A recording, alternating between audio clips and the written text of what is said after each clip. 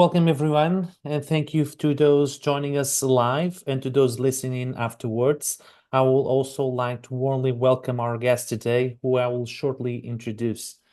Our webinar today is titled The Role of Pharmacists in the Prevention and Management of Periodontal Disease and Other Common Oral Health Conditions. We have roughly around 800 participants registered, but we know that not all of them will come and join us right now. They might just come and join us a bit later. So today is World Oral Health Day. This event will provide pharmacists with essential knowledge about periodontal disease by exploring the basics of the disease. We will discuss the relationship between oral health and non-communicable diseases such as diabetes, cardiovascular diseases, and kidney disease, highlighting the need of an holistic approach to wellness. Evidence-based oral hygiene recommendations tailored for effective periodontitis management will also be explored. But first, let me introduce myself.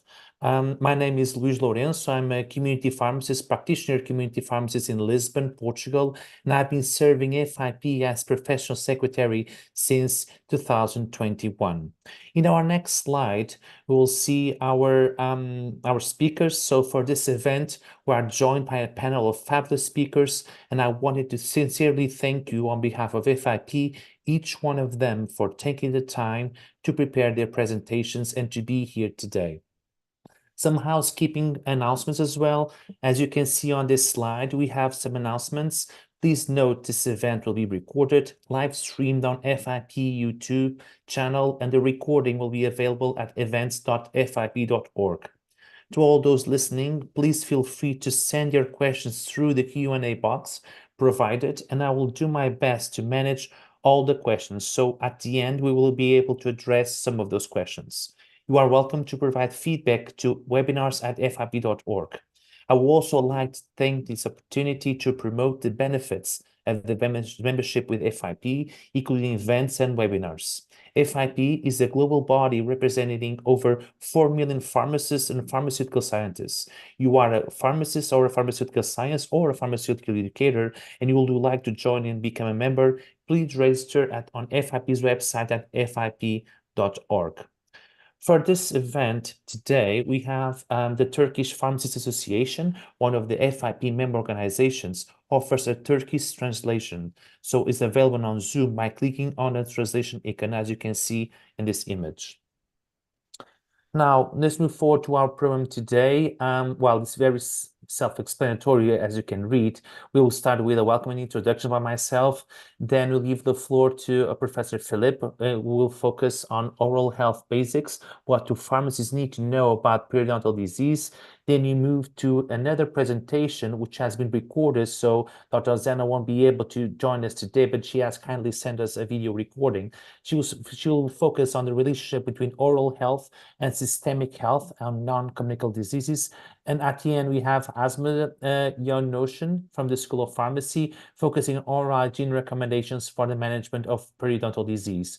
Although you can already start writing your questions on the Q&A box, and the speakers will try to answer them throughout the presentations, but we will have some time to discuss them at point number 5, and then there'll be a wrap-up and conclusions and some announcements as well for FIP further events.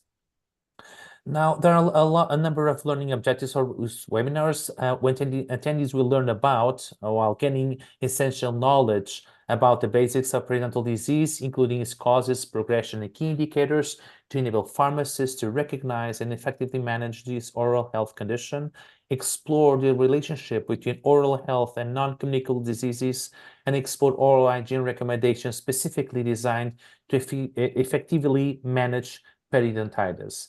So with no further ado, I would like to introduce our first speaker, who will be presenting on oral health basics, what do pharmacists need to know about periodontal disease. So Dr. Philippe Bouchard is dental surgeon and emeritus professor at Université Paris Cité Rocheville Hospital, APHP France, periodontist, member of the European Commission expert panels, past president of the Periodontal Research Group at the IIDR, FDI Global Periodontal Health Project. It's a great pleasure to have you with us today, and so the floor is yours. Thank you so much. Thank you very much. May I? Okay, good. Um, so, hello everyone. I thank you for inviting me to present what do pharmacists need to know about periodontal disease. First of all, after the classic slide indicating that I have no conflict of interest, we'll do a quick reminder. The dentists treat two main types of disease, dental caries and periodontal disease. Sorry, I am not okay. And periodontal disease, it's okay. Uh, a tooth is made up of a visible part, the crown, and a non-visible part, the root. The pulp cavity with a vascular nervous bundle is covered by dentin, protected by a richly mineralized tissue, the enamel. What is the periodontium? The periodontium is everything but the tooth. It comprises four structures: gingiva, cement, ligament, and alveolar bone. Um, the, um, the ligament is the tooth attachment system to the jawbone, as you can see from this histological section. Here, sorry, here, yeah. Here you see the periodontal ligament and the root, and here the alveolar bone. The alveolar bone is covered by the gingiva, which is richly vascularized. This rich vascularization forms a communication network between the periodontum and the rest of the body. Sorry. As you can see here, you can see on this histologic section, you can see the rich vascular network. Well, the alveolar bone here, sorry, here the teeth is bathed in saliva, which contains bacteria in free form. These bacteria quickly adhere to tooth surface and organize themselves in microcolonies or biofilm to form dental plaque. In a state of health. There is homeostasis, meaning a balance between good and bad bacteria. Gingivitis is the first stage of periodontal disease, corresponds to clinical inflammation of the gums due to the accumulation of supragingival plaque. Clinically, it is most often characterized by bleeding when brushing. Gingivitis is highly prevalent, affecting around about 50% of individuals worldwide. Although the onset, the onset of dysbiosis can be observed at this stage, meaning a bacterial imbalance in favor of the pathogens. Gingivitis is reversible, meaning that once treated, it returns to its original state of health.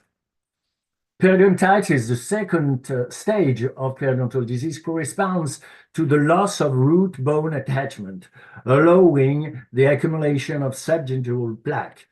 Bone retraction is observed, and the situation is not reversible at all even after treatment, meaning that the loss of bone cannot return to its healthy level. The prevalence of periodontitis is high, corresponding to 46% of American adults. To assess the extent of attachment loss, the practitioner used a periodontal probe with increments every millimeters. I can assure you that it's painless. And here you have the accumulation of subjective plaque. Left untreated,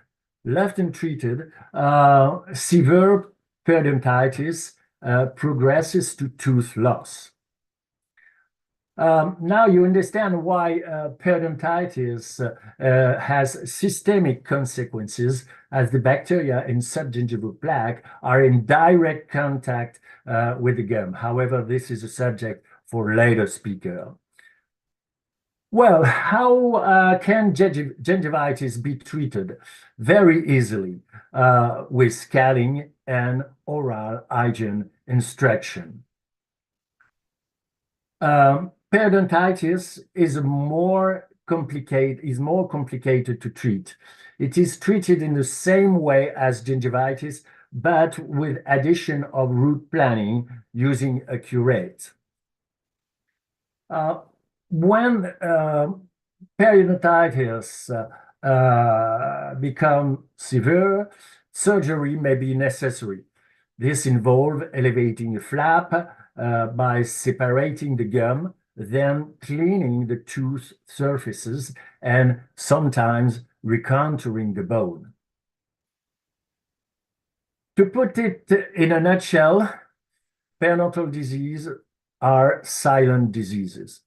Prevention is the master word, and the aim is to prevent dental plaque accumulation.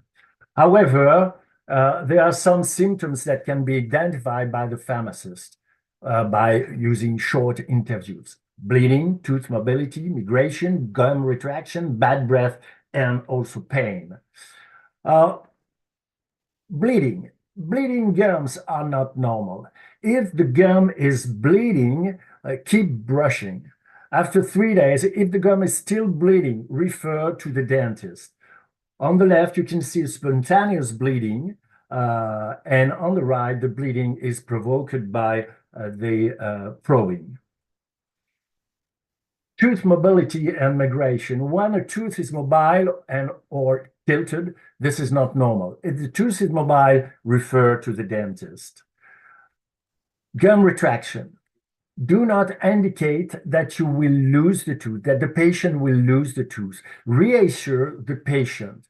Often it is subjective. Ask the patient to track progress. Take a picture with an iPhone, for example, initially, and another picture at 3 months. If the retraction increases, refer to a periodontist. Bad breath. If you had a bad breath, this is not normal. Brush your teeth. Use OTC medicine, tongue scrapers, stop smoking. Smoking is strongly associated with bad breath. After a week, if the patient still have bad breath, refer to a dentist. Pain. Well, pain rarely occurs in patients with periodontal disease. When pain is associated with bleeding, fever, nodes, patient must be referred to a dentist. Well, the pharmacists are at the forefront of oral prevention. There are 2 means of prevention: professional or individual. The common mean between professional and individual is oral hygiene information. Well, don't assume that all patients are informed. Above is a patient cleaning his teeth with a piece of wood. Here's the result. The teeth are clean, but the gums are terribly retracted. Below, a bipolar patient. During his manic episodes, he makes excessive use of interdental brushes, and see the result. Well, there is no miracle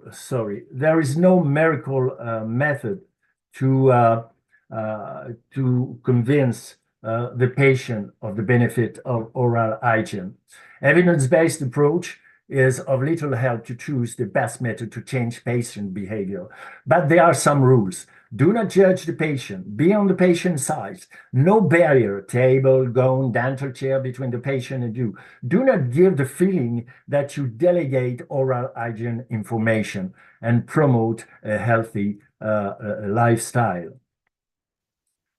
So this is exactly what we have with motivational interview, collaboration, not confrontation, etc., etc. Well,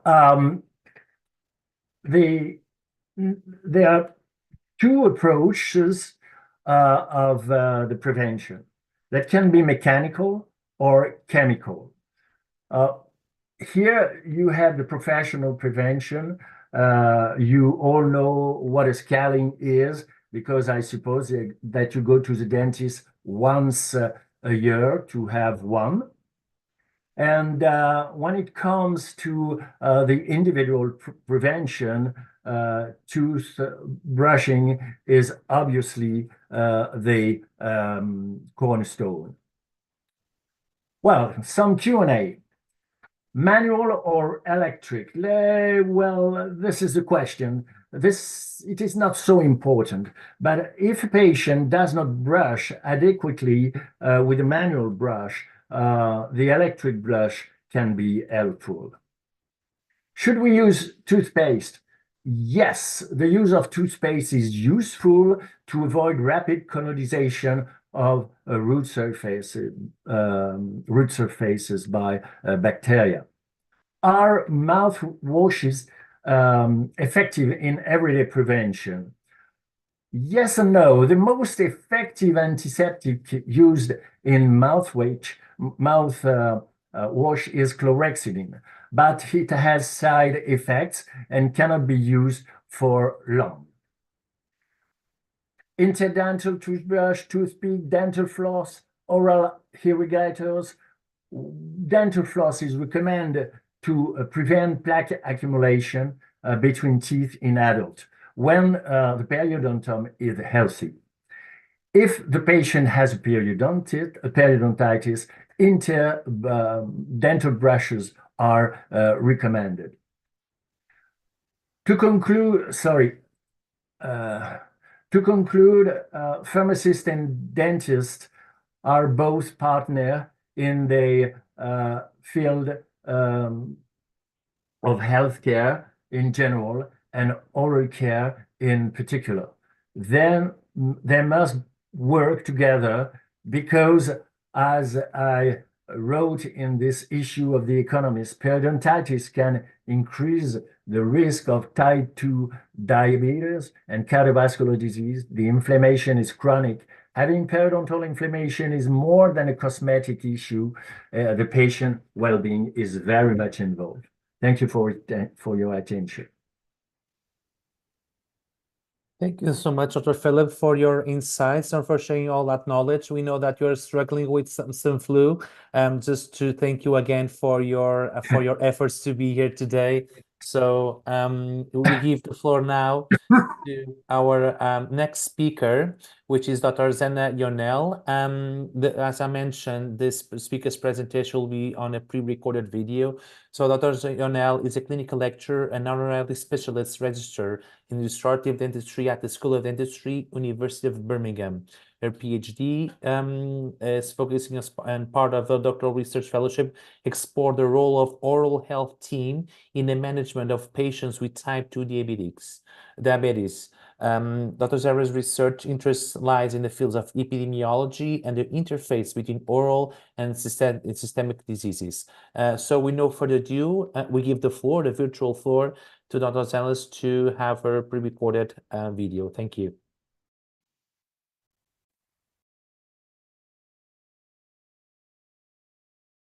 Hello and welcome to this talk today by me, Zehra Yanel, a lecturer at the University of Birmingham. I've been asked to talk to you today about the relationship between oral health and systemic health, in particular non-communicable diseases.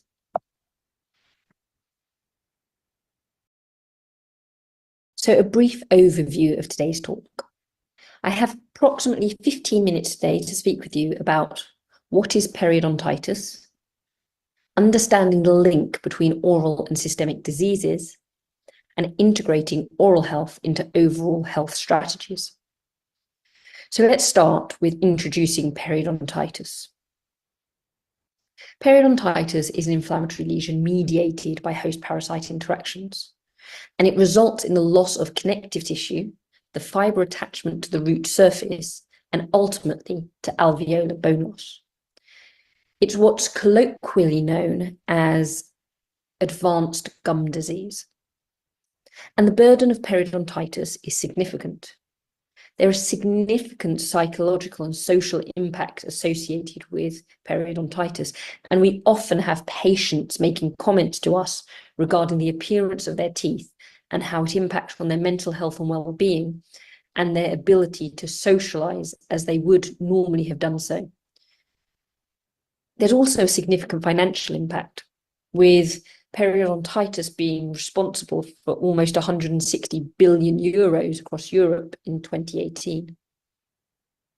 But importantly, and what I'm here to talk about today, is the impact of periodontitis on the systemic inflammatory burden and systemic non-communicable diseases. And this is now very well documented. So let's start by understanding the pathophysiology of periodontitis. This is a wonderful cartoon by Professor Offenbacher, and it shows a cross-section through the tooth. Here we can see a tooth with the bacterial deposit building up on its surface. Unlike the gut mucosa or the skin, the tooth is a non-shedding surface. So unless this bacterial deposit is physically removed by either the patient or a healthcare professional, this bacterial biofilm will continue to grow and develop on the tooth surface. And what it does is it causes irritation and inflammation of the gums.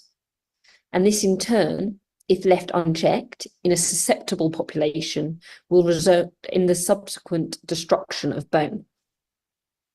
So what do we know? Periodontitis is a chronic non-communicable disease. It's characterized by inflammation, and if left untreated, will result ultimately in tooth loss. So here we have a picture of a patient who has healthy gums and teeth. If that patient allowed this bacterial deposit to build up on their tooth or teeth, they would have inflammation occurring, which resembles the picture you can see in front of you. Here we can see inflamed interdental papillae, a buildup of the bacterial deposit on the teeth adjacent to these areas of inflammation. And you can also see signs of spontaneous bleeding. These microulcers in the gingival tissues are key, as they allow blood and blood products such as neutrophils and white blood cells out to target the bacterial biofilm. But as you'll see later on, they're also key in the theoretical plausibility for the association between oral health conditions and systemic health conditions. Now, if left unchecked, this inflammation in susceptible populations will continue to not only involve the gingival tissues and connective tissue, but also the underlying bone. And then you get the bone retreating back, and you get the appearance here of loss of interdental bone, dark spaces between the teeth, and exposed root surfaces. Over time, if enough bone is lost, you will have drifting of the teeth will become wobbly, and eventually tooth loss will occur. So how are oral conditions linked with systemic conditions? Well, we think that approximately 60 systemic conditions have now been linked with periodontitis. And back in 2014, Professor Ian Trappel wrote an editorial for the BMJ talking about how it was time to take periodontitis seriously. And on the back of this going forward, this has certainly been the case, with the association between several conditions such as diabetes and cardiovascular disease becoming more noted in the literature. And certainly here we can see the International Diabetes Federation and European Federation of Perio came together in order to develop joint guidelines and consensus statements in 2017. Likewise, the World Heart Federation and European Federation of Perio came together in order to develop joint statements and guidelines relating to periodontitis and cardiovascular disease. And this took us full circle from Professor Chappell's editorial in 2014, where he used the title "Time to Take Gum Disease Seriously," through to this Economist white paper, which used the same title and looked at the societal and economic impact of periodontitis in its own right. So given that 60-odd conditions have now been linked to periodontitis, is an association plausible? Simply, yes, I think it is. And I think it goes beyond shared risk factors. And it all goes back to this initial diagram, where we mentioned these small ulcers or micro-ulcers in the sulcular epithelium of the gingival tissues. And we mentioned how they allow neutrophils and blood products out in order to try and tackle the bacterial biofilm that builds up on the adjacent tooth surface. But what is also important to consider is that these microulcers can act as a revolving door, also allowing the bacteria and their products in to the systemic circulation. And what can happen is as the periodontal bacteria enter the circulation following brushing the teeth, eating, oral hygiene procedures, and usual oral function, that bacteremia induces an acute liver response, resulting in increased systemic markers of inflammation, such as C-reactive protein. And that bacteremia activates systemic markers, including cytokines, reactive oxygen species, and neutrophils. Now, we talk about those microulcers, which suggests that they're small. And individually they are, but cumulatively, they're approximately the same size as the palm of your hand, 5 square centimeters. And you can imagine how if an ulcer that was the size of the palm of your hand was in imminent and close proximity to a significant microbial biofilm, that could have an impact on your systemic well-being. So now that we've considered some of the ways that oral health may affect systemic health, let's think about how we can integrate oral health into overall health strategies. So as mentioned, there are several conditions which have been associated with periodontitis. To my mind, those conditions with the strongest evidence base are diabetes and cardiovascular disease, with strong evidence now also for chronic kidney disease. Here in the UK, we have a consensus statement called Making Every Contact Count, which we refer to as the MEC statement or MEC agenda. And this is a statement that was brought together by several large organisations, the NHS, Public Health England, NICE, the National Institute of Health and Care Excellence, endorse this agenda, and they are the body responsible for driving UK healthcare policy, alongside all of these other major organisations responsible for healthcare in the United Kingdom. And what this agenda looks at is working together over millions of interactions that we as healthcare communities, pharmacists, dentists, physiotherapists, nurses have with our population of patients to induce a behaviour change by modifying behavioural risk factors. And we can do this by targeting the key risk factors that affect all or many non-communicable diseases. And these are use of tobacco, hypertension, alcohol consumption, living with overweight or obesity, and being physically inactive. And the approach is quite simple. As allied healthcare professionals, we have millions of interactions with patients and the public every day. So it's our opportunity to make a positive healthcare change. And we can do this through the opportunistic delivery and a consistent message regarding healthy lifestyles to enable patients to engage with their own healthcare and to make correct and appropriate life and health choices.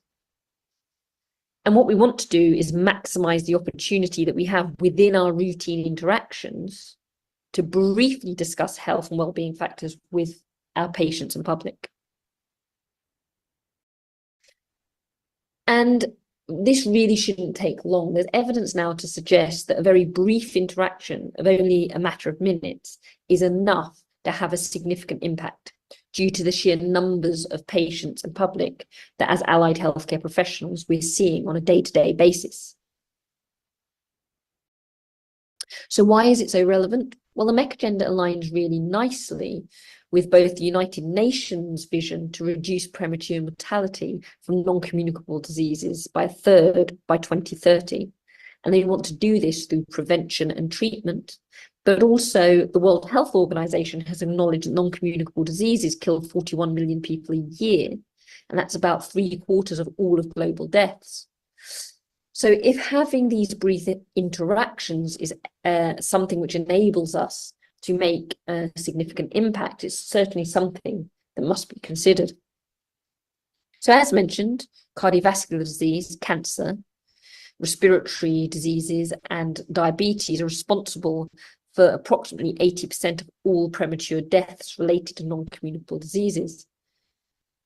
And they all share the same risk factors: smoking, hypertension, alcohol consumption, living with overweight or obesity, and also sedentary lifestyles or physical inactivity.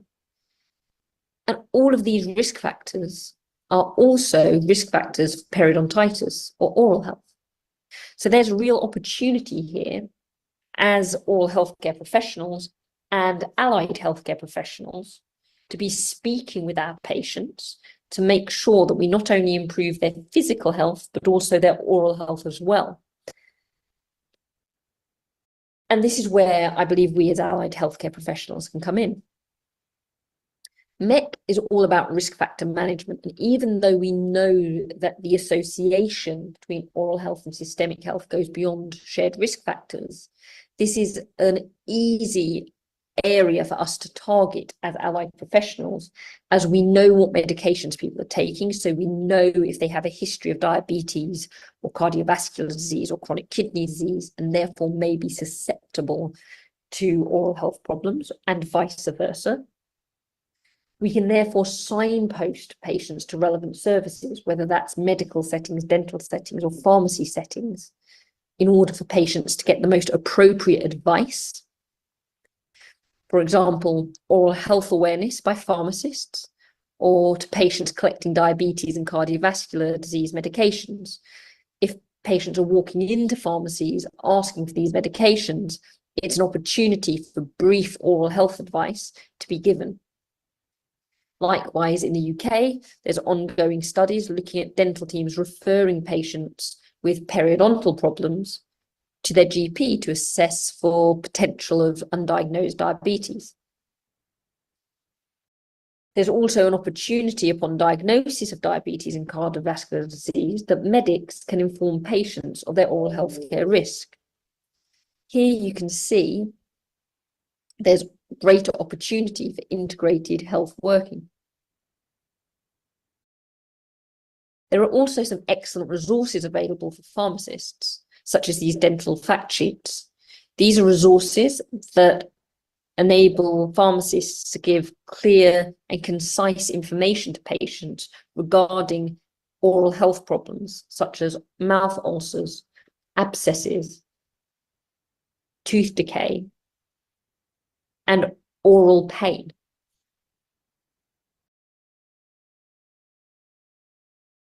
So in summary, periodontitis is a severe form of gum disease, which if left untreated results in lost teeth and the subsequent challenges there, both psychologically, socially, and functionally, that patients may suffer.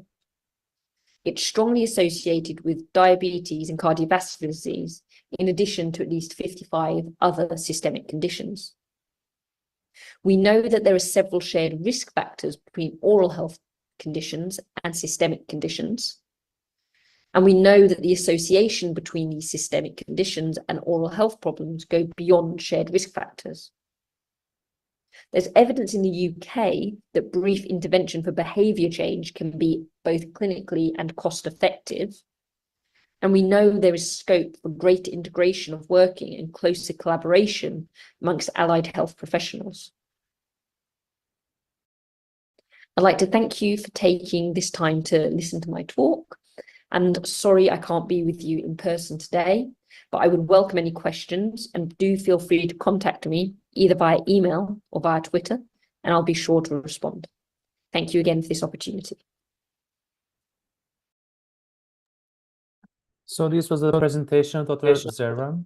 Well, we have the opportunity to address, all of you have the opportunity to address some questions as her contacts were shared. And I will move forward for our third and last presentation for today. Will be actually run by our colleague Asma Yoyuish, she's a part of the team developing the pharmacy programs within the College of Medical and Dental Sciences at University of Birmingham, both undergraduate and postgraduate. Asma is a non-medical prescribing pharmacist who is still actively practicing in a general practice. She's enthusiastic about promoting medicine's adherence and has a specific interest in involved in advanced role of community pharmacists. Asma is keen on developing interprofessional working, teaching and learning practices. Other areas of interest include prescribing pharmacy roles, evolving role of pharmacists in GP practices, and evolving community pharmacy services. Asma, thank you so much for taking the time to be here with us. The floor is yours. Thank you. Hello, everyone.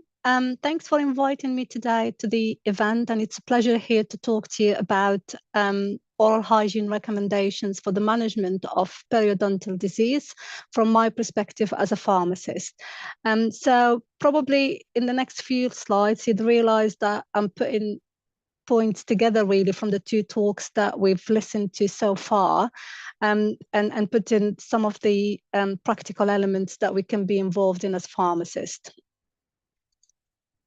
So by the end of this presentation, I'd hope I would have covered some of the oral hygiene practices that are essential for managing periodontal disease, the role of pharmacists in oral health education, how we can integrate this in our routine patient care, and have a bit of discussion about how we can work with other healthcare professionals to have a holistic approach to periodontal disease management. So, as has already been highlighted in previous presentations, managing periodontal disease involves a combination of both professional treatment and a good oral hygiene practices at home. As a pharmacist that worked previously in community settings, currently working in primary care and have contacts and experience in hospital pharmacy, we can see that we've got plenty of opportunity through patient contact to give advice around the good oral hygiene. Sometimes you probably spot a patient that is actually walking around in your pharmacy, looking at some of the oral hygiene products, wondering what to pick up or looking for a particular one. They might actually come and ask you directly for help and advice. And we should be in a good position and quite knowledgeable about giving advice about brushing at least twice a day, using a fluoride toothpaste and a soft toothbrush, gently in a circular motions to remove plaques. We should be able to advise patients about flossing, and that is to remove any food residues or any bacteria, as highlighted in previous slides, that might accumulate between the teeth that cannot be reached by the toothbrush. Patient might want advice on antibacterial mouthwashes to help reduce plaque and gingivitis causing bacteria, and we usually look at those that contain antibacterials. At this point, what I would like to highlight is that actually it's beyond advising, because we're probably going to do many interviews to actually explore the patient views, the patient expectation and concerns. Why is the patient looking for specific products? Why would they like to change their product? As highlighted in the very first presentation by Professor Philip Bouchard, sometimes some of the symptoms that the patient is coming into the pharmacy for are actually quite alarming, and maybe would need referral to a dentist if they've got bleeding gums for a long time, if they've got a toothache, if they've got bad breath. You might advise them about the possible causes of these symptoms in reference to periodontal diseases. You might ask them to take pictures as suggested by by one of the slides earlier on, and to help them sort of monitor the progress and give them advice as you go along. As healthcare professionals, we're very well placed to advise patients on public health matters, and we're expected to do this in our daily job. So we could it doesn't matter what settings you're working in, you have endless opportunities to advise patients about smoking, about healthy diet, stress management, and obviously the big sort of area that we take pride of, which is medication. Now, what we have to start sort of thinking about as pharmacists is that seeing this really in a bigger picture. So grasp every opportunity that comes in our way to talk about those topics, which we might do when we're reviewing patients for chronic diseases, when reviewing patients for their medications. But we have to get into the routine of talking and incorporating good oral hygiene within those. I'm hoping with the very first two presentations, we've got a better understanding to how come smoking and diet contribute to periodontal diseases, and sort of we can focus on mentioning those as well as the other problems that patient might develop because of their smoking habits or their diet, as well as stress management. In terms of medication, we're aware that there is a number of medication that might lead to dry mouth, that might cause dental problems, making the patient aware of this, allowing the patient to understand how their medication works, how could they go around those side effects. For example, if a patient is suffering from dry mouths, you might sort of advise them to suck on boiled sweets or have a sugar-free chewing gum to try and promote the saliva in their mouth. You can offer them some of the products that are available in terms of a saliva replacement, sprays, or sweets. And you are a trusted source of a healthcare professional, that you should be able to refer your patient to professional cleaning. So you've always got to reiterate to the patient, despite all the conservative measures they'll do and that we expect them to do at home, they still have to visit their dentist at least once a year to get their teeth cleaned professionally, what Professor Philip Bouchard referred to as scaling. They need to have regular dental checkups as recommended by their dentist. Some would need once a year, some would need more than that. And they've got to follow the treatment plan that is advised by the dentist. And the message to take away from this slide is what Dr. Zara Yanel referred to, is that every encounter matters and every opportunity matters. Sometimes it could be a lengthy conversations, but sometimes a brisk 30-second message could stick with the patient and could make an impact. So we do play a crucial role in educating patients, and we do that on so many different levels and conditions, about their medications, about their health problems. And we are in a good position to educate patients about oral health practices and how to prevent those periodontal diseases or manage them. And the key things into our education to our patients is we have to think about our communication strategies. We have to have in place clear messages, a concise language that patients would understand, would find simple, avoid using the jargon. We've got to listen to our patients. And that's the key in a two-way communication or in motivational interviewing, as highlighted by Professor Philip Bouchard, is that you have to understand what are your patient concerns, what are their expectations, what are their priorities. And that would allow you actually to tailor the advice and the recommendations to what suits them and might work better. You might find it useful to use visual aids. So if you've got diagrams, models, videos to demonstrate like the brushing or flossing techniques, some fact sheets about untreated periodontal disease and the consequences of that.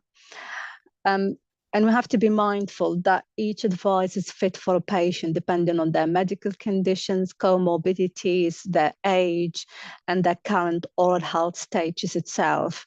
So be reasonable about the advice provided. Obviously, in patient counseling, we have to develop ourselves and be confident into recommending products, into understanding the difference between toothpaste that are available, which ones that we should be recommending, why do we have so many of them on the shelves. Similarly goes to the mouthwashes. Understanding the interdental brushes versus the flossing lines and how those are different, which ones would be better suited for which patients, and understanding your specialized products, for example, products that are used for dry mouth. You might sort of consider the lifestyle factors. So you might want to talk to your patient, take a bit more history about your patient, their smoking, their diet, their lifestyle in general, and explore those and try and link those to oral health in your conversation, and see sort of try and get the patient to understand how do those link to each other and how actually trying to make change and a behavioral change would be beneficial at all levels.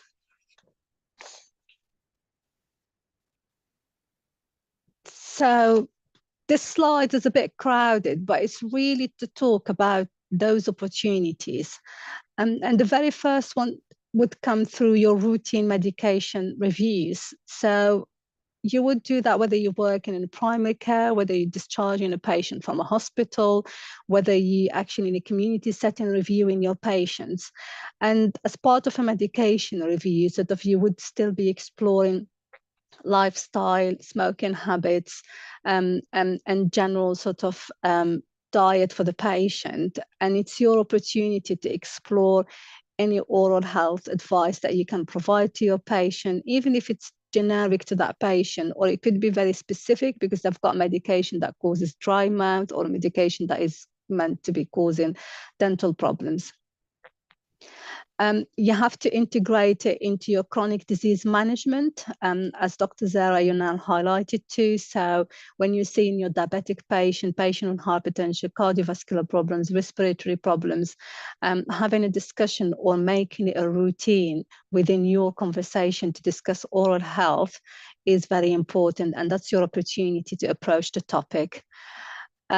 We do run campaigns, a lot of public health campaigns, and as part of those, you can either provide patient education material, so you might have leaflets about the signs and symptoms of periodontal disease and be able to speak to patient about it.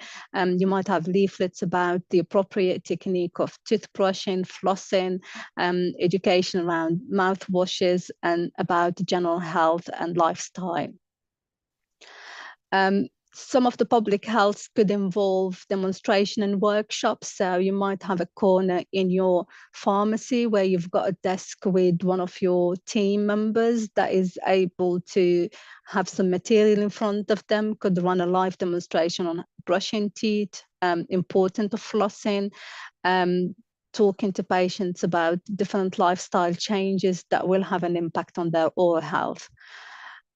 Some pharmacies will offer health screening and assessment, and you might be screening patients for hypertension or diabetes or high cholesterol levels, or you've got an asthma clinic that you run. And within those clinics and health screenings, you should make it a routine practice to discuss with patients their oral health and their habits, and seek the opportunity to give them an advice, no matter how brief that advice is. follow up and monitor your patients. So sometimes you would be in a position to refer the patient directly because you think the matter needs urgent attention by the dentist. But if the problem might have just started, like Professor Philip Bouchard highlighted too, they might have just noticed the bleeding in their gum just yesterday, and they come into the pharmacy for maybe they think they need to change their toothbrush, or it could be the toothpaste. So having that open conversation about what could be the potential causes of bleeding, but as well to follow them up, what happens after 3 days or a week if that hasn't improved, if that hasn't stopped. And working with dental professionals. So be very well aware of the other healthcare professional teams, especially dentists, and the support they can give you. So they might run some of the health campaigns with you. They might be able to provide you material that you can use.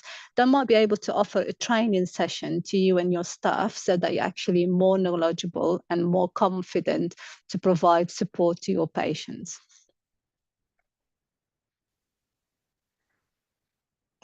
And that takes me to the holistic approach, really, to periodontal disease, which has been already discussed and talked about in the previous 2 presentations.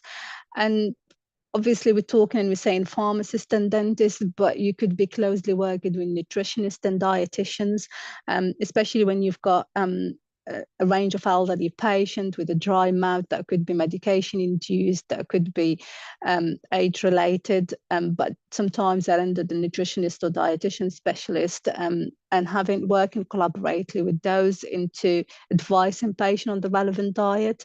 Some others, they might support them with diet that is not so good for their teeth, for their oral hygiene, and in general wouldn't have been good for their health. So it helps and support them to change their lifestyle. I've already talked about dentist and pharmacist collaboration. And so working closely with the dentist within your community or within your practice or within your hospital, so that you're up to date with the recommendations, up to date with what is available as product, as resources that helps you to support your patients. Primary care providers. So you could be either a pharmacist yourself working in primary care, or you could be working in the community, but you need to be working closely with your primary care providers. Sometimes as a primary care pharmacist, you might be running different clinic and consultations. Myself as a prescriber, I do, and you would come across patient where you would need to talk to them about healthy lifestyle, about I couldn't actually think of a patient that you wouldn't talk to about this. It's just the extent that you would go to defense on the patient and then profile. But those are the opportunities that should be taken to work interprofessionally to improve patient care, by referring to them to their dentist if needed to, by seeking help and advice from your dentist yourself. I mean the dentist that you work with, so that you can provide the correct information to your patient. So that takes me to the end of my slides. And what I would say is every opportunity counts. The footfall of patients into pharmacies is huge compared to other healthcare professionals, especially in the community settings. No appointments are required, longer opening hours, and patient might come to you for at least the initial advice, and you should be in a position to support them and lead them in the right direction. Thank you for listening, and I'm happy to take any questions. Thank you, Asma, for your presentation, for sharing so many insights about the daily practice of pharmacists and how can actually interact with other healthcare professionals. And so with your presentation, we finished the presenting part of this webinar, and we move forward to the questions. We are receiving a lot of good feedback overall for all speakers, so congratulations on that. The participants are very happy and very informative session. But in the meantime, we have collected a couple of questions I would like to share with you. Then we have here from our members, from our participants, and maybe this question will go to Professor Philip. Well, people are asking if the toothpaste should be fluoride or non-fluoride. And there's also some questions about if periodontitis and gingivitis affect children, and how can prevent the same issues to be actually on that stage. What should be the procedures to follow regarding children and about their oral health. And after we have these questions answered, we move forward to asthma. So, Professor Philip, the floor is yours. Oh, thank you very much. Can we go step by step? The first question about fluoride. It's absolutely mandatory. Fluoride in the toothpaste. All the studies that we have actually now support the use of fluoride in toothpaste.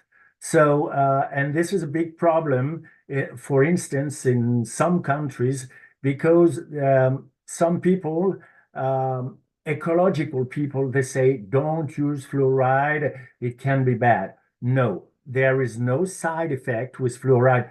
Of course, if you use fluoride with an adequate quantity of fluoride in the toothpaste, and now all the toothpaste are excellent in terms of dosage of the fluoride. So please use fluoride. This is a very, very important point. You do not protect the periodontium with the fluoride, but you protect the individual against dental caries. The second question was, can you tell me another? Yes, about children and how we can prevent gingivitis and what should be the procedures. And for instance, at what age shall we start having children being taking care of their teeth? Yeah, brushing. I mean, how to prevent children from gingivitis. It's very easy. Brush your teeth if you are the mother or if you are the father. Brush your teeth with the children, because the children, they want to imitate their parents. And this is very important for sometimes the parents are running with the children. Please brush your teeth, brush your teeth. It doesn't matter. It doesn't mean anything. Brush your teeth, and the children, they will imitate the parents. That's a key question. There was another question about the use of dentifrice in children. Of course, you can use dentifrice in children, and you must use dentifrice in children, fluoride dentifrice for children. And there was a question about the young children, babies. Yes, you can use if you have, of course, you need the baby needs to have the teeth.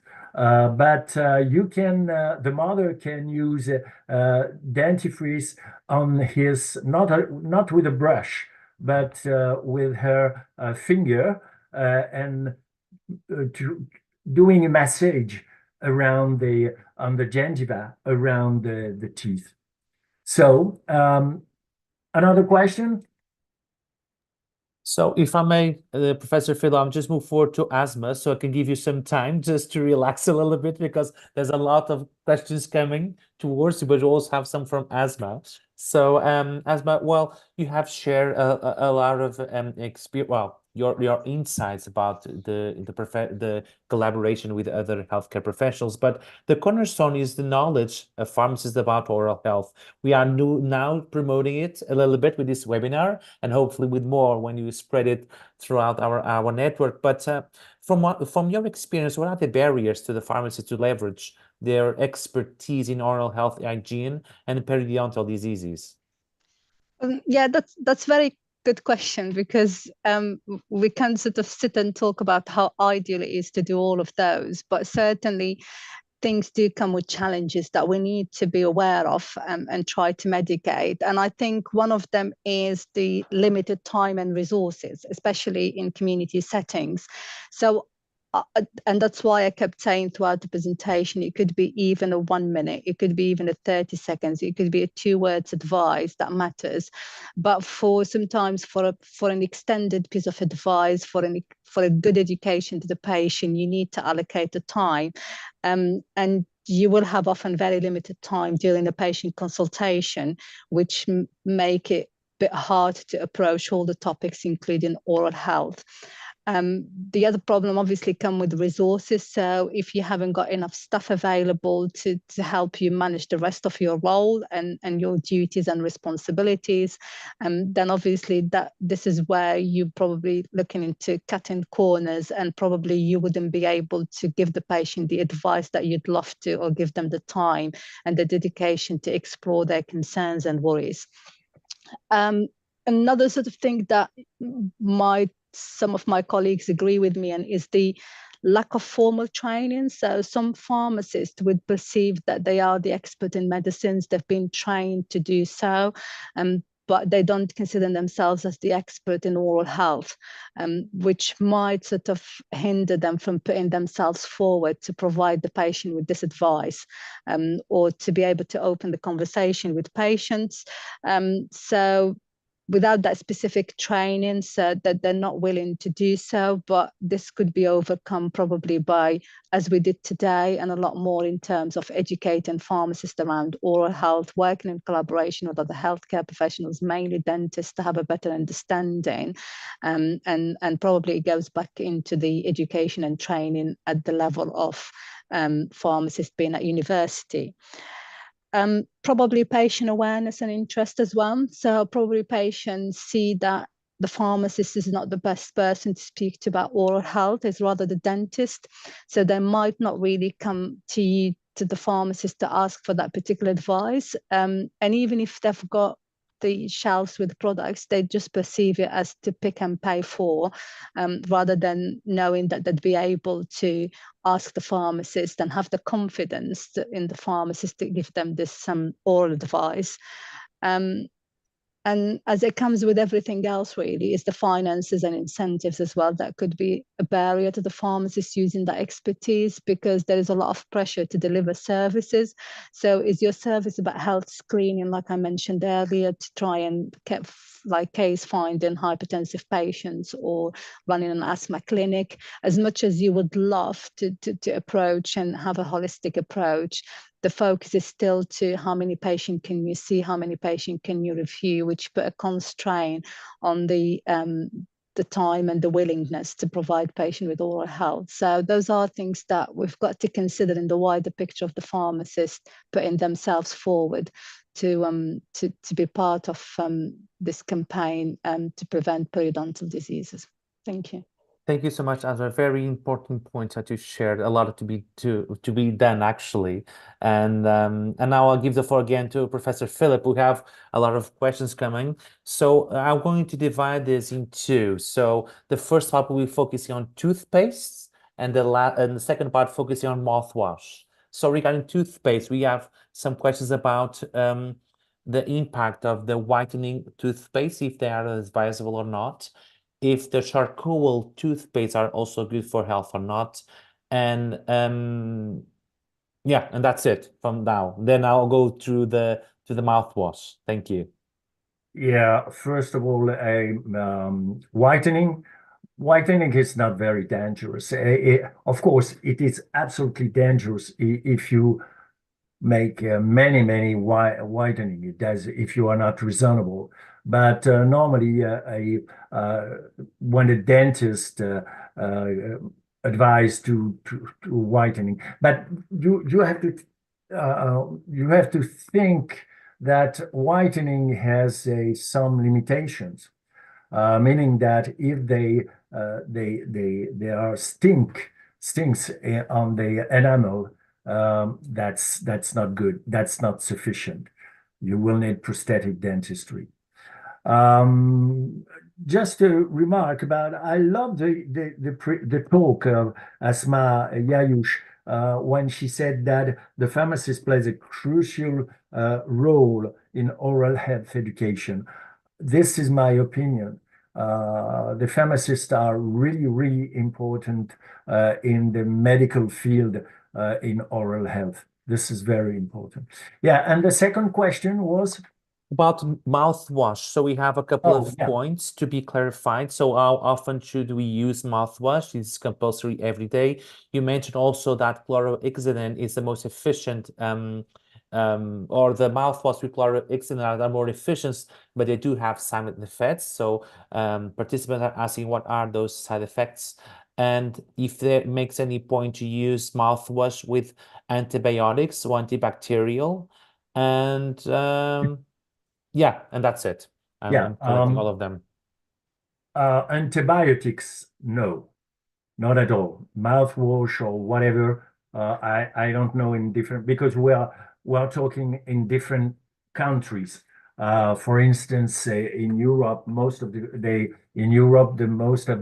pharmacies they are not allowed to deliver antibiotics without prescription. But the use of antiseptics in the mouthwash is recommended. But you have to keep in mind that the best molecule, the best antiseptic is chlorhexidine. And chlorhexidine has many side effects. Number one, there is a coloration of the teeth. Number two, there are a lack of tasting. That's many side effects. This is the reason why do not give chlorhexidine mouthwashes to the patient. This is really limited to the period after a surgical procedure, for example, for 15 days, no more. But you can use some mouthwashes on a daily basis. You tell the patient that if they have problem with the taste, they have to stop the mouth rinse. But otherwise, there is no specific problem. Thank you so much. So, well, taking the opportunity that you are answering some questions about periodontitis, there are some questions about the relationship between periodontitis and Alzheimer's disease. I don't know if there is a link, and also dry eye syndrome. And there's also a question about the fact that some athletes might have some oral health issues that are slightly different from the rest of the ordinary people. Is there any evidence about this, about the fact that we have high performance athletes having some issues with oral health? So those will be the questions for now. This is a question for us, Mano. I can. No, that's for you. That's for you, Professor. That's for you. That's for you. Sorry, I'll give Asma another 1 minute. First of all, what you have to keep in mind is that association is not causation. That's completely different. This is not because you have an association that you have a causation. For instance, you have a bilateral association between diabetes and perio, but perio doesn't cause diabetes, and diabetes doesn't cause periodontitis. And the same for cardiovascular diseases. So, and the same for everything. If you want to find an association, the good question, the good example, sorry, is for instance, is the cancer. We have had some studies showing that there is an association between cancer and periodontitis. But this year, very recently, in 2023, we have had a Mendelian randomization showing that there is no association at all. So what we can say right now is that there is an association, strong association, independent association between diabetes and perio, between cardiovascular disease and perio. That's all. All the other, Alzheimer is very, let's say, exciting area of research because you do not have treatment. And if ever we had the opportunity to find a oral bacteria such as Porphyromonas gingivalis or AA, or these bacteria, very aggressive. And we have found in a brain abscess, we have found the migration of this bacteria in brain abscess. Yes, but no, there is a very weak association, but no more. Regarding the question about athletes, there was a question that was a very interesting question. Why? Because they can use probiotics. And the probiotics can help in modifying the oral microbiome by increasing the population of beneficial bacteria and decreasing the population of the bad guys, the pathogenic bacteria. On top of that, they have anti-inflammatory properties. But maybe this is, I say maybe because I am not specialist of athletes, but maybe the anti-inflammatory properties of the probiotic may be something that should be avoided with the athletes. And also, the probiotic can enhance the host immune response against periodontal pathogens. And it also, but this is not for the athletes, it's promote the wound healing after the surgery. And on top of that, the probiotic, they can reduce the presence of malodorous bacteria in the oral cavity, so they can fight the bad breath. Well, probiotic, but keep in mind that the cornerstone of any treatment of periodontitis is tooth brushing. And this is the reason why the pharmacists are so important, because they are here to give the advice, to give the good material, etc., etc. Thank you so much, Professor Phillips. Now I'll give the floor to Asma. We have a couple of questions here. So from your experience about, well, education, training, interaction, there's been some questions about if there are any materials available. We know that probably we do have locally or nationally. Just wondering if there is any resource center who can actually get more information for having our colleagues educated on this issue. That'll be question number one. And question number two, also deserve a question number two. We have here, so from your experience, in what ways pharmacists can collaborate with other healthcare professionals? We know that all of us are very busy.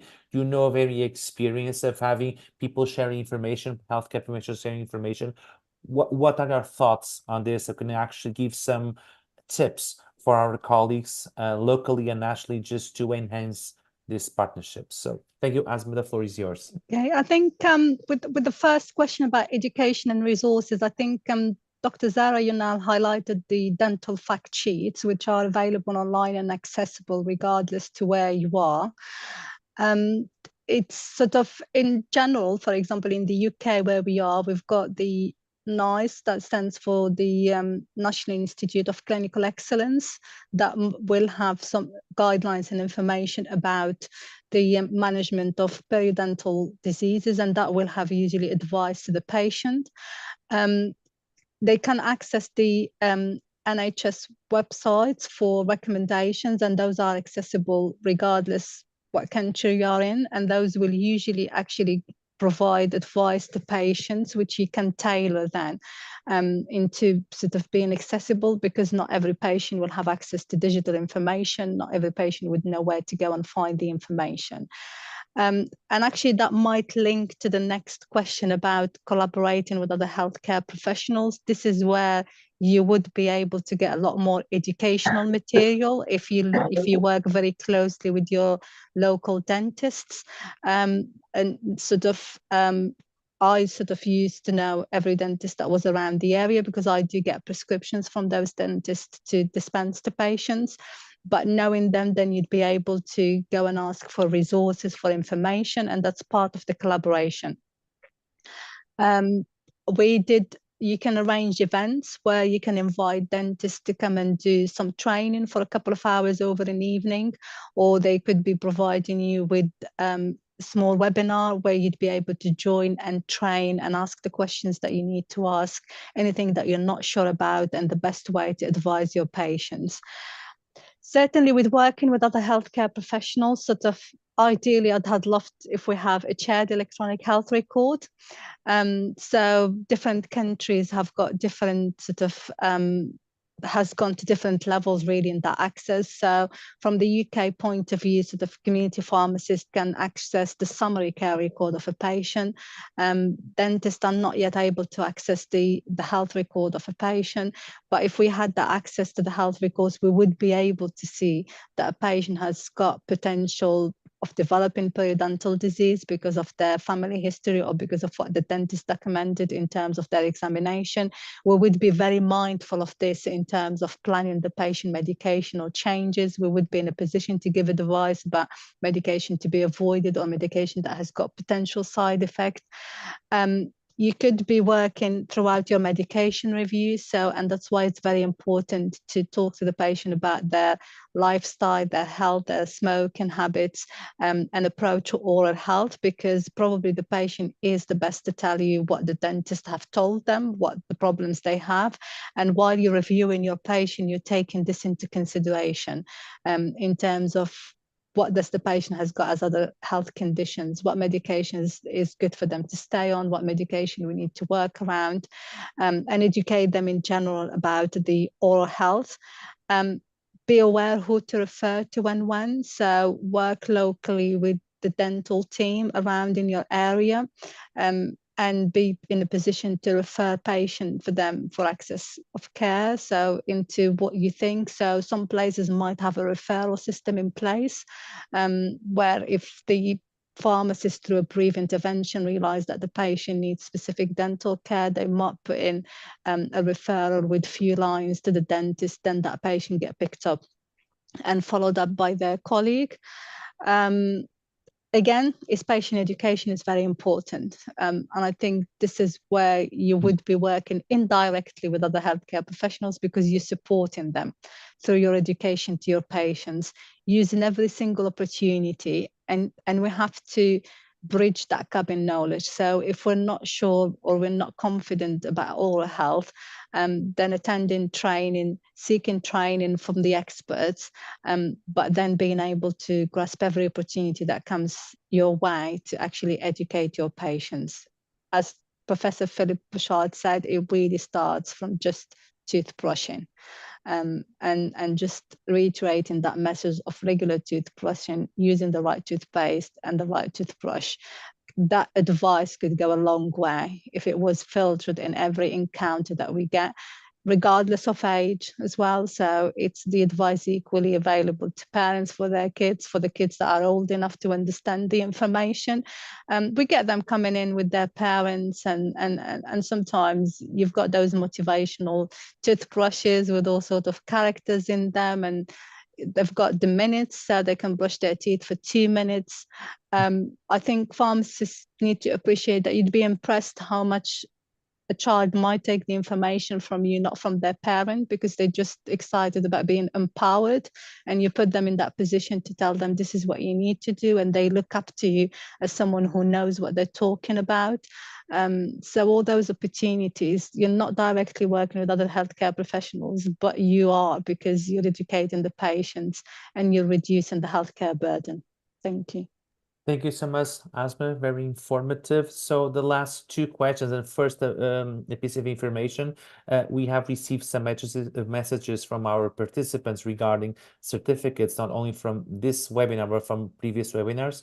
Any issues that you might have, please just send an email to webinars@fip.org. And then we'll have sorted out. And Professor Philip, last but definitely not the least, we have an audience and pharmacists. So there's a lot of interest of our participants to know what sort of OTCs medicines, if there are any OTCs medicines, and also prescription-only medicines like antibiotics that are used for treating periodontitis. If you can share, well, of course, we know that's it's a tailor-made approach for sure, but there's been some interest on this area. So the floor is yours. Thank you. I'm not completely sure to fully understand the question. You're talking about what type of ETC or OTC we can use? Yeah, the question is, while participants are asking what sort of medicines can be used to treat periodontitis. For instance, if you use a regimen of antibiotics and painkillers, if it makes sense or not. So in a way, since we have an audience of pharmacists and we are very keen on medicines, we would like to know a bit more about the use of medicines in periodontitis treatment. You know what? I think that antibiotics should not be used. It's very strange, even in my country, because the GPs in my country, they have gingivitis or they have a periodontitis, and the first step was to give antibiotics. It's absolutely stupid. Do you know why? Because antibiotics can save people. And antibiotics, giving, for example, amoxicillin or plus metronidazole to treat a periodontitis, and of course, a gingivitis, it's crazy. But a periodontitis doesn't mean anything because you create resistance. And if you have resistance, you could have a very a fatal disease, fatal infection, and the antibiotics that doesn't work. They do not work. So I would say that please do not use antibiotics. And the antibiotics are used only if they normal treatment by elimination of the dental plaque, by surgery, etc., doesn't work. It happens sometimes. It's very rare, but it happens. In that case, you can use antibiotics. Regarding the other OTC, I think probiotics, you can use probiotics for the patient. That's not bad. And I'm not a specialist of this type of medicine because I treat the patients and really. Asma, want to say something? Oh, sorry, Professor. I was gonna just intervene to say I'm not aware of over-the-counter medicines that is available to manage periodontitis, and I would personally not recommend it because beyond the explain to the patient about the toothbrushing technique, exploring the use of antibacterial mouthwashes, the ones that contain antiseptics, and they need to be examined and they need to have a dental checkup. So we wouldn't encourage them. And I think whatever is available there, if there is any, there is little evidence or no evidence at all to back up the use of over-the-counter medicines. Going back to antibiotics, I think we've got another sort of badge on our shoulders, pharmacists, to preserve antibiotics and to we have the antibiotic stewardship, where we actually need to use antibiotics very appropriately. And probably I've talked a lot about seeking training and advice from dentists so that pharmacists are a bit more knowledgeable about oral health and are confident, but we equally do training ourselves to dentists about the use of antibiotics. So if we had a lot of prescriptions coming from the same dentist, we'd usually have a conversation about what is the reason and what is the cause, really, because we try and minimize those. I'm hoping the audience from Professor Bouchard and Dr. Yonel presentation have gathered that periodontal disease is inflammatory in nature, not infective. Exactly. So you've got the plaque that has got bacteria sort of and food that builds up in it, and this needs to be removed either by proper brushing or by the scaling and the water flossing and some a bit of mechanical power really to get it off. But the problem itself is inflammatory, not infective, and therefore the use of antibiotics is completely inappropriate. You know what, in the Journal of American Medical Association, the JAMA, the year before, they record all the specialties, physician including the physician and the dentist. You know, the dentists are the best in the US in the prescription of antibiotics. Is it normal? It's not absolutely. It's absolutely not normal, because the life of the patient, is not. It's a life-threatening disease, and we are the first in using antibiotics. It doesn't make sense for me. And in Europe, the two countries that are the most using antibiotics are Spain and France. Well, that's very interesting to know, Professor Bouchard, because I'm aware of, at least in France, that you wouldn't be able to get antibiotics unless you've got a prescription. So certainly it's coming from prescribing really rather than self-treating. The picture might be a bit different in Spain, but the problem sort of with antibiotics that I always say, even in abscesses in patients, draining is usually what dentists would go for, and antibiotics are only reserved if there is a lot of infection in the abscess that needs to be drained, maybe by antibiotics, but they shouldn't be used on a routine practice. But you're the expert and you can correct me if I'm wrong. So I wouldn't expect a dentist to issue a fair bit of those, even if they were dealing with an abscess, because the idea is that they're the expert in draining it. So they shouldn't be needed any antibiotics unless you've got a high-risk patient, or you've got a bit of a more complex and necronization that you might need to back up with antibiotics. Well, thank you so much for those insights. Very interesting points, definitely, since you're speaking about antibiotic stewardship, and a lot of relevant points to complement what has been shared during the presentations. As a sort of a wrap up, I would like to remind you all that we had Professor Philip with us. He spoke about the basics of gingivitis and periodontitis as well. He gave the floor also to the rest of our presentations.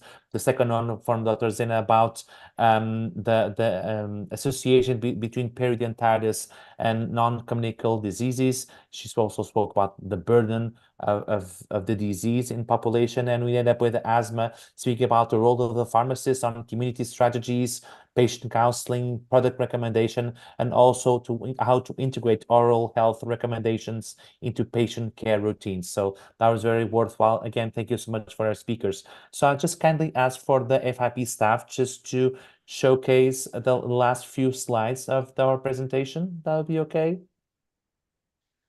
So this has been done.